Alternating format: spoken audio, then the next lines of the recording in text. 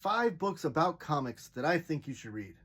Kirby Collector by Tomorrow's Publishing. Awesome articles in here about Jack Kirby, the GOAT of comics, the king of comics. It has original art pages in here, it has interviews, it has articles written by some of the great comic book historians throughout here, and it's still going on today. Almost 100 volumes of this has been released, and if you're a Jack Kirby fan or just a fan of comic book history, you have to read this. We Told You So! Comics as Art, telling the history of Fantagraphics.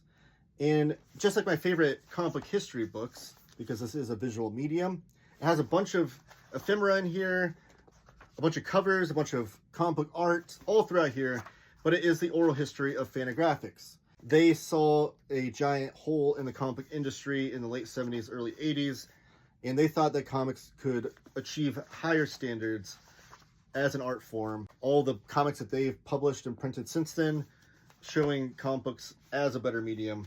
You'll learn so much about just the history of comics and Fantagraphics and independent comics, art comics, that kind of thing, by reading this thick tome.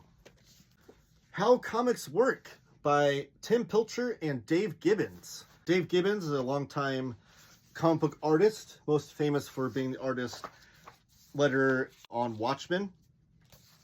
And this is his book about how to make comics, or how comics work. It has a lot of process material in here, a lot of behind the scenes stuff about how he makes comics. You'll see a bunch of stuff from Watchmen, from Green Lantern, from Martha Washington that Dave Gibbons worked on. Even some history in here. Like this is a little chapter about one of his artistic heroes, Wally Wood. Here's lettering in here as well. So everything you need to know about the making of comics. Reading Love and Rockets by Mark Sobel. Love and Rockets is one of the greatest independent comics in the history of the medium. And one of the greatest comic books, period, as done by the brothers Jaime and Gilbert Hernandez. And this book tells the entire history and it has a bunch of ephemera, pictures, and artwork throughout here. Mark Sobel does an amazing job of parsing through the entire history of those first 50 issues. Alan Moore, Storyteller. So Alan Moore's my all-time favorite writer in comics, and this is an amazing account of his history, of his life, career in comics.